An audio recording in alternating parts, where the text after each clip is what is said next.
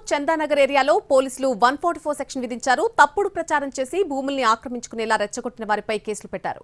3 రోజులుగా మియాపూర్ ప్రభుత్వ భూముల్లో ఆక్రమణదారులు తిష్టివేశారు. అడ్డుకున్న పోలీసులపై మీడియాపై రాళ్లు రువ్వి బీభత్సం చేశారు.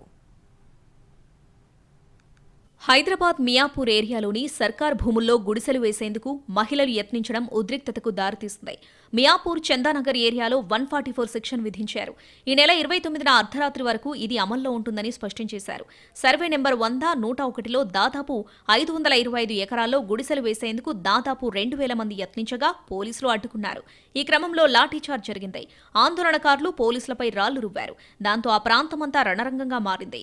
ఓ దశలో రాళ్ల దాడి నుంచి తప్పించుకునేందుకు పోలీసులు పరుగులు పెట్టారు. ఇద్దరికీ గాయాలయ్యాయి. డీసీపీ వచ్చి నచ్చజెప్పే ప్రయత్నం చేసినా వారు వినిపించుకోలేదు. సీఎం రావాలని డిమాండ్ చేశారు. లేదంటే కలెక్టర్ వస్తే గానీ కదిలేది లేదని భీష్మించారు.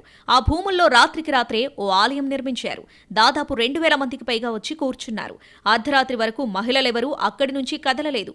పోలీసులు భారీగా చేరుకుని గస్తీ కాశారు. ప్రభుత్వ భూములపై తప్పుడు ప్రచారం చేసిన వారిపై కేసులు పెట్టారు.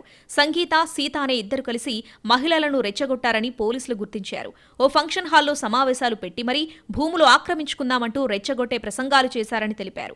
10 మందిపై కేసులు నమోదు చేశారు. పరారీలో ఉన్న వారి కోసం గాలిస్తున్నారు. మియాపూర్, ప్రశాంత్ నగర్, దీప్తి శ్రీనగర్, హెచ్ఎంటీ స్వర్ణపురి, మక్తా సరిహద్దుల్లో సర్వే నెంబర్ 100, 101 పరిధిలో 550 ఎకరాల ప్రభుత్వ భూమి ఉంది. ఈ ల్యాండ్ని గతంలో ప్రభుత్వం హెచ్ఎండీఏకు అప్పగిస్తూ నిర్ణయం తీసుకుంది. అయితే అందులో కొంత భూమిని గతంలో కొనుగోలు చేశామని కొందరు కోర్టుకెళ్లారు. కానీ ప్రభుత్వానికి అనుకూలంగా తీర్పు రావడంతో ఆ వ్యక్తులు సుప్రీంకోర్టును ఆశ్రయించారు. ఇక్కడ భూమి గజం 1,00,000 వరకు పలుకుతూ ఉండటంతో చాలా మంది రాజకీయ నేతలు, ఆక్రమణదారుల కళ్ళు వీటిపై పడ్డాయి. సుప్రీంకోర్టులో కేసున్నా లెక్క చేయడం లేదు.